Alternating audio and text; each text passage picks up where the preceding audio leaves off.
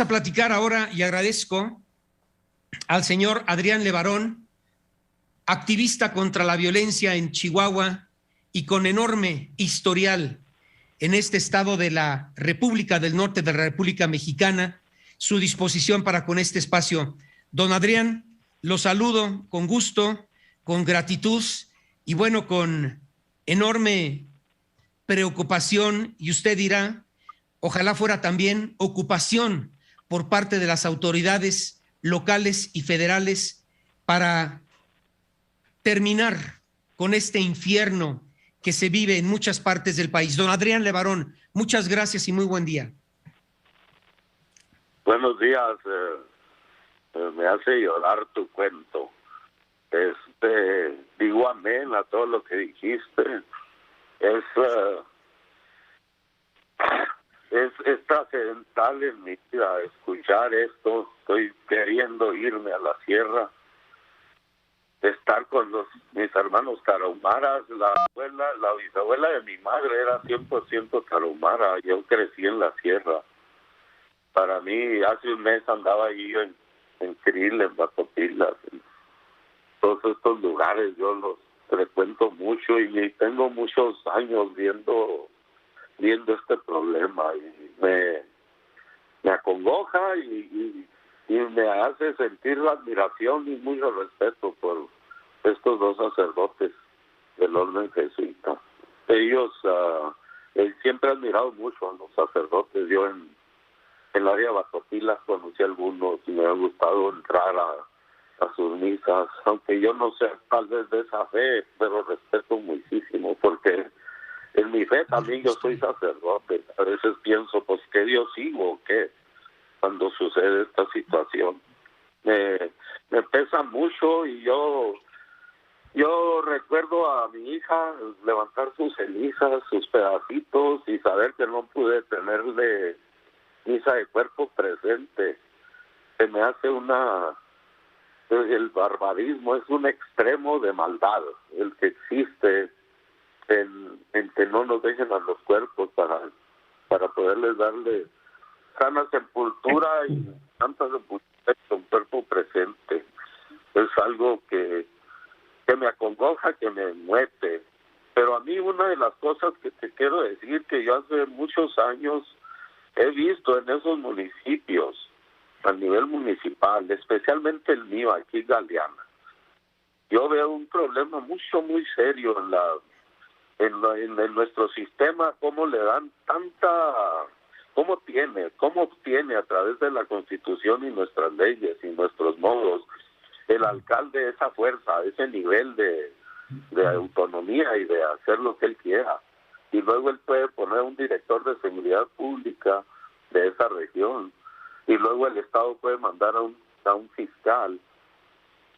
Entonces, yo le recomiendo mucho a estos pueblos tarahumaras, hermanos míos, que busquen un ejercicio que se llama libre autodeterminación, como pasó en las comunidades de Michoacán, Arantepanco y otros pueblos del Huatzen, porque ellos sí han podido erradicar a ese tipo de malandros de entre medio de ellos. Se acabó la tala en Cherán, se hicieron muchas cosas. A nosotros esto nos exige. Yo quiero que quede presente en la historia que si esas comunidades de Urique y de Cril y de Batopilas no se quitan de encima los partidos políticos, y que entre el alcalde, los alcaldes o los ponen la mafia o el crimen organizado, o los secuestran, o les exigen que pongan al director de seguridad pública y la policía. Lo que te quiero decir es que los asesinos y que perpetraron esta orden son 100% auspiciados por el alcalde y la policía municipal. No era en contra de ellos. Casi ellos les hicieron caravana para que fueran a hacer esto. Entonces son conceptos que tenemos que manejar demasiado. ¿Qué podemos hacer? Yo no quiero quedarme con el dolor de la muerte de mi hija y de mis nietos y de la masacre de Sonora. Me pega muy fuerte un punto.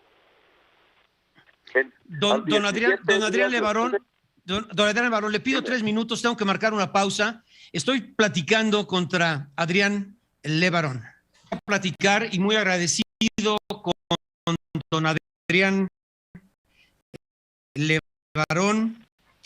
Usted sabe, él es miembro de esta familia rota por los secuestros y la violencia en México, y donde la tragedia también ha golpeado, se convierte en un defensor de los derechos humanos en el nivel nacional, también agricultor. Fue una de las principales voces que exigieron el fin de la violencia provocada por el combate del Estado a los grupos de la delincuencia organizada, y su papel cobró notoriedad entonces porque fue una de las pocas víctimas dispuestas a dar la cara para explicar cómo la violencia había roto sus vidas. 10 años después, la familia Levarón y sus representantes han vuelto a narrar el horror que no cesa. Esta vez, recordemos, por este suceso lleno de saña ocurrido en la frontera con el estado de Sonora, donde 3 mujeres, una de ellas Ronita María Miller, y 6 menores de su familia fueron incinerados en medio de una disputa entre bandas criminales. Y otro miembro de la familia, y también muy representativo de lo que ha sido siempre la principal prioridad de esta comunidad de bien en el norte de Chihuahua, don Adrián Levarón, pues hoy da a conocer su reflexión, su sentimiento. Don Adrián, voy a agregar estas palabras, usted me dirá si está o no de acuerdo: de indignación, de enojo, de frustración, de indefensión y de incapacidad ante la crueldad, la ferocidad, la barbarie de la delincuencia en su estado, en la zona donde vive todavía la comunidad Levarón, y que por valentía, por principios, por valores, pues han decidido quedarse en este territorio. Pero bueno, hablaba usted de este otro hecho, de esta tragedia, de este crimen en la Sierra Tarahumara, de estos 2 sacerdotes jesuitas que fueron asesinados junto con un guía turístico al que ellos buscaban defender y ocultar para evitar que lo mataran. Y bueno, pues decía usted, no tengo duda de que las autoridades municipales y no sé si mencionó estatales están coludidas con estos asesinos. Adelante, don Adrián, ya no quiero interrumpir esta reflexión que hacía, pero es importante recordar al auditorio pues lo que han padecido ustedes, la violencia en la que han vivido, el terror y el infierno en su propia comunidad. Adelante, don Adrián. Aprecio mucho tus palabras y les digo amén a todo lo que dijiste, sí. Y en lo que yo pueda aumentar, a mí me sorprende, yo, un agricultor aquí de la sierra, estar tomando esta entrevista. Te lo quiero decir que es por el dolor que me acongoja y por ser padre de Ronita Levarón, se casó con un Miller, pero el 17 de octubre pasó el famoso Culiacanazo, aquel suceso vergonzoso. Yo creo que de ahí se crecieron estas gentes, y como tuvo que ver Estados Unidos, a los 17 días, al 4 de noviembre, asesinan a mi hija, acribillan a 17 miembros de nuestras comunidades, 3 mujeres y 14 niños, de los cuales 6 son asesinados, y eso cimbró al mundo. Yo recibía llamadas de Alemania, de Inglaterra, de Israel, de todos lados, del dolor que estaba viviendo el mundo, y se pudo manifestar ese lugar, ese estado de abandono, ese valemadrismo que tiene. Bueno, yo digo, no sé si el gobierno, aún el mexicano, de estos pueblos, pero te quiero decir que ahora con la muerte de estos 2 jesuitas, que yo respeto mucho, y del guía turístico, porque a mí siempre que voy a esa área también me atienden los guías turísticos. Tal vez este guía turístico a mí me llevó en alguna ocasión, porque aunque seamos de Chihuahua, sí vamos en calidad de turistas. Si no vas con el turista, a veces con el guía turista no puedes conocer esas áreas, porque él no sabe qué tan peligroso está. Pero eso puso a la noticia otra vez a nivel mundial, a nivel internacional, a nivel nacional, a nivel local. México está de luto, la Iglesia Católica está de luto, todo sacerdote de cualquier iglesia debe estar de luto ahora. Ahora debe haber cientos, si no miles de misas por esos dos sacerdotes que dedicaron toda una vida a mi tierra, a mis hermanos tarahumaras. Y lo que quiero, mi reflexión muy fuerte es esta. Sí, ya hablé del Culiacanazo, sí, ya hablé de la masacre de mi hija y y he hablado mucho, y ahora esta masacre. Y yo digo, ¿y qué de los demás que asesinan, que secuestran, que desaparecen? Como un primo mío que era presidente del comisario de Chihuahua, el ejido contiguo ahí de la sierra, en Gómez Farías. ¿Qué de los que nadie tiene esta voz? A lo mejor tenía que ser mi hija para poder tener la valentía y la fuerza de levantar la voz y que no se olvide este caso. Igualmente ahora con nuestros hermanos jesuitas, estos sacerdotes nos obligan a nosotros a levantar la cabeza, a todo mexicano, a dejar de ser inmunes al dolor y a ser partícipes con aquellas gentes que su corazón sí buscan porque que esto se acabe en México, poder volver a ser pueblos progresistas, llenos de amor, no llenos de temor. Entonces yo alabo la vida de nuestros sacerdotes, aunque hayan sido asesinados. Para mí debe ser un ejemplo de vida, un himno a la vida, lo que vivieron, y debe de quedarse marcado en la historia. Si se están pronunciando la gobernadora, pero terminando lo de los presidentes municipales, y luego termino con lo de la gobernadora y el presidente, sin la bendición de los alcaldes y de los policías municipales y del respaldo del Estado, estos grupos no pueden existir, y sabemos que ya tienen meses, años extorsionando a mineros, rancheros, talan bosques, son dueños de vidas y tierras de estas gentes, protegidos por el sistema político de nuestro país, constitucional y del Estado. Entonces, ahí es donde tenemos que aprender a edificar algo que yo le llamo una reforma electoral antimafia. ¿Cómo es posible que los alcaldes los pongan el crimen organizado en nuestros municipios? ¿Cómo es posible que a los directores de seguridad pública los mangonee el crimen organizado en nuestros municipios? Y te lo digo por mi municipio, yo vivo en ese municipio, yo lo sé de primera mano. El malandro es el que se chupa a algún partido político, le mete trampa, asesina a contrincantes en las elecciones y queda el malo de alcalde, y tenemos que como ciudadanía agachar las orejas.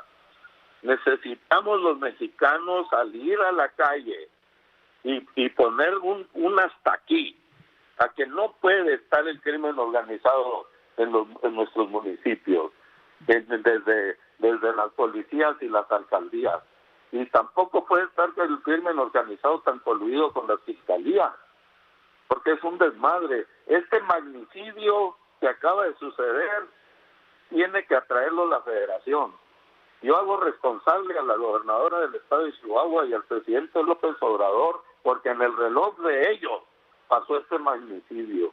Si ellos no actúan con todo para que se esclarece, que se acaben estas garrapatas, estas cucarachas que están destruyendo a nuestro país, especialmente nuestra sierra, ellos tienen que entrar con todo y la ciudadanía tiene que estárselos exigiendo. Aprecio muchísimo esta entrevista porque me da otra vez la voz para poder no pedirle, exigirle al pueblo mexicano que levante las orejas, que levante su cabeza, que se sepa un individuo responsable de lo que pase en su municipio, en su barrio.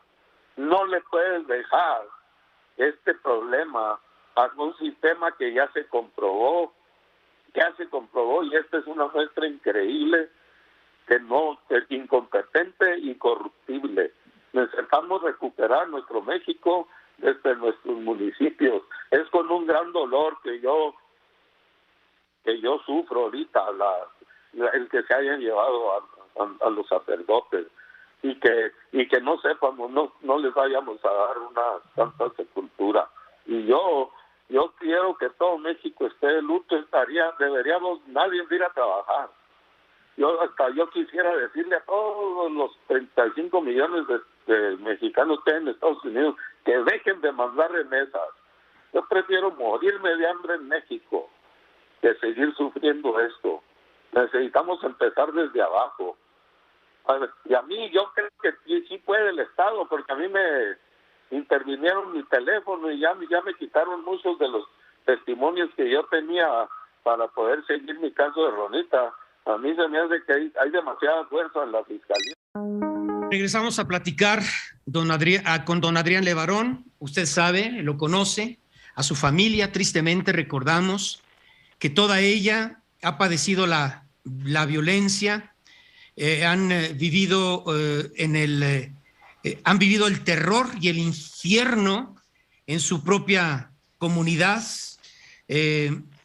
asesinatos contra miembros de su familia, la hijita de don Adrián Levarón, Ronita, en ese hecho tan lamentable ocurrido en la frontera con el estado de Sonora, ya hace más de 10 años. Perdón, me estoy dando mal la fecha, hace algunos años, no la tengo aquí con exactitud, don Adrián, pero bueno, me llama la atención, independientemente de todo lo que ha reflexionado con el auditorio después del asesinato de estos dos jesuitas de la Sierra Tarahumara, Julián Levarón, en el año 2009, hace más de 10 años, exigía el fin de la violencia provocada por el combate al narcotráfico. Fíjese qué interesante. Julián Levarón exigía en el 2009 poner fin a la violencia provocada por el combate al narcotráfico, y esta demanda produjo una gran presión sobre esta familia de agricultores del estado de Chihuahua. Esto lo señalo, don Adrián, porque pues es quizá parte de la estrategia del gobierno federal para pues cambiar y provocar un punto de inflexión y supuestamente pues recuperar el ambiente de seguridad en México, lo que lamentablemente pues no está dando resultado, y las cifras de asesinatos pues suceden casi hora con hora, y no sabemos y no conocemos de otro país donde se vivan estas historias de terror como sucede todos los días y cada hora en México. Cuéntenos un poco sobre esa petición que hace Julián Levarón hace más de 10 años, en donde decía, ¿saben qué? Vamos a poner el fin de la violencia provocada por el combate al narcotráfico. Yo creo que es un punto muy interesante y sobre todo que debe invitar a una reflexión y a un cambio de estrategia quizá para combatir al crimen organizado. Adelante, don Adrián. Pues sí, ya en este periodo, en estos años hemos aprendido muchos vocablos, ¿no? El hermano de Julián es sobrino mío. Julián y también son hijos de mi hermano mayor, Joel Levarón. Ellos nacieron aquí en Colonia Levarón, pero cuando asesinaron al hermano de Julián y a su cuñado Luis Carlos Wismar, ambos eran presidentes de una una congregación. Ambos eran sacerdotes también, ¿eh? En ese día también asesinaron a 2 sacerdotes. Pero como somos mormones y veces no queremos decir eso. Y yo ahorita estoy en el lugar de Benjamín, porque él era entonces yo presido una congregación y yo soy sacerdote presidente de una congregación tipo mormona.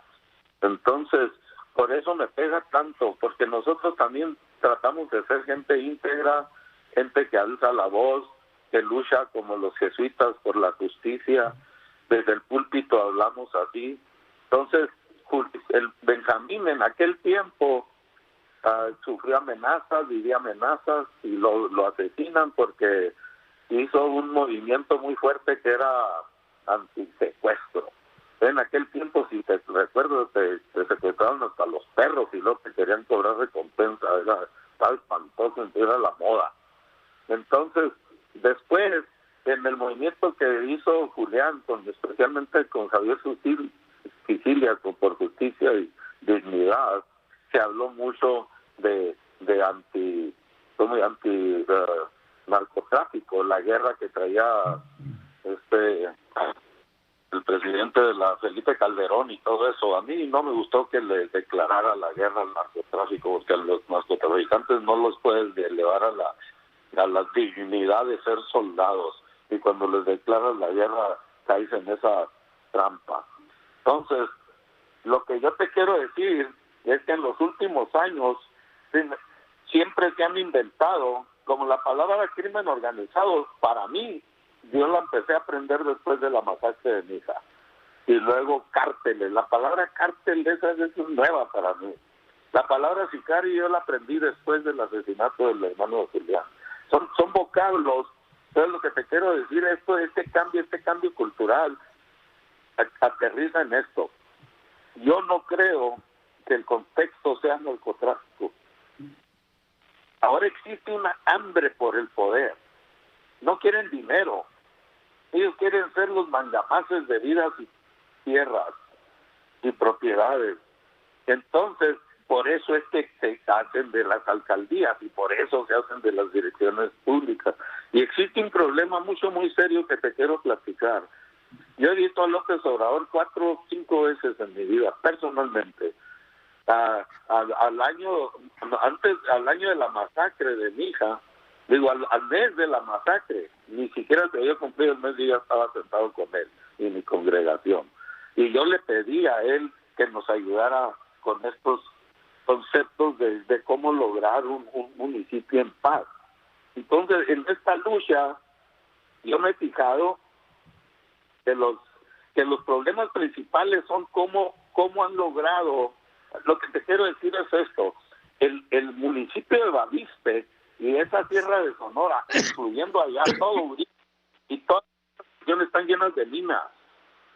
Entonces, el principal dinero que reciben estas gentes es las mineras extranjeras y nacionales le pagan al crimen organizado y las carteles de seguridad. Y son millones y millones y millones y millones de dólares los que reciben por protección. Entonces, por eso es que pueden funcionar. Están sacando de la sierra de Chihuahua minerales por millonadas y billonadas, y auspiciados por el crimen organizado, y ahí es donde están coludidos con las alcaldías y con los directores de seguridad pública y con el Estado. Así funciona. Pues no puede llegar una minera canadiense a pedirle al gobierno que le dé protección. No existe eso. Tampoco va a poder ocupar una privada. Los matan. Entonces, tienen que negociar el narco. Le dicen narco, ¿verdad? Pero eso es lo que andan peleando. Ahí cerca de donde están haciendo la carretera Agua Prieta Bavispe, se sabe, es una supercarretera que están haciendo por unas mineras de litio, dicen. Hicieron un cuartel de la Guardia Nacional y todo eso sigue siendo manejado por el mismo cártel de los Chapitos. Antes les decían los Salazares, ahora les dicen los Chapitos. Entonces, toda esa franja, los Chapitos ahorita se están convirtiendo en los principales colectadores de Pero de dar protección a las mineras. Ese es el gran negocio. Y de alguna manera los padres jesuitas entendían ese punto. Y como están tan poderosos los cárteles en esas regiones y coluidos con las alcaldías y con las autoridades del Estado que ni se arriman por esas regiones, porque casi se puede decir que son zonas liberadas donde el Estado no puede entrar. Entonces te quiero decir una cosa, en el caso de mi hija, de la masacre de Sonora, en el caso de Abel Murrieta, al que mataron hace un año, el 13 de mayo, en el caso de José Alberto Mancilla Copado, un policía que te podría platicar horas sobre él, que asesinaron el día de la Virgen de Guadalupe en la Ciudad de México, siendo el principal policía investigador en el caso de Ronita. Y en el caso de los jesuitas, yo te puedo garantizar que son crímenes de Estado, yo así les llamo, son crímenes de Estado porque están coluidos de todos los niveles de gobierno, el municipal, en cuestión de prevención y seguridad, en el Estado en cuestión de prevención y seguridad, y nacional en cuestión de prevención y seguridad. Esa es mi conclusión. No puede ser. Yo no creo que un sicario mató a los jesuitas, es lo que te quiero decir, sin tener todo este respaldo atrás de él. Entonces, si el sicario no... O sea, tan simple, dice usted, no es tan simple y decir el sicario mató a los jesuitas. Dígame en un minuto y regreso con usted después de una pausa. ¿Cuál sería el fondo? En pocas palabras, ¿cuál sería el fondo? Si no es nada más, pues algo tan llano y tan fácil de deducir. El sicario mató a los jesuitas. ¿Qué hay detrás de esto? En pocas palabras, don Adrián. Pues así es, mijo. Lo que pasa es que ellos no pueden actuar a las anchas sin ser dueños del municipio en lo político. Ese es el trasfondo. Aquí la política corrupta, sucia que tiene nuestro sistema. Te puedo decir que yo estuve hablando con Anabel Hernández, con Edgardo Buscaglia, y están llorando también ellos por este caso. Y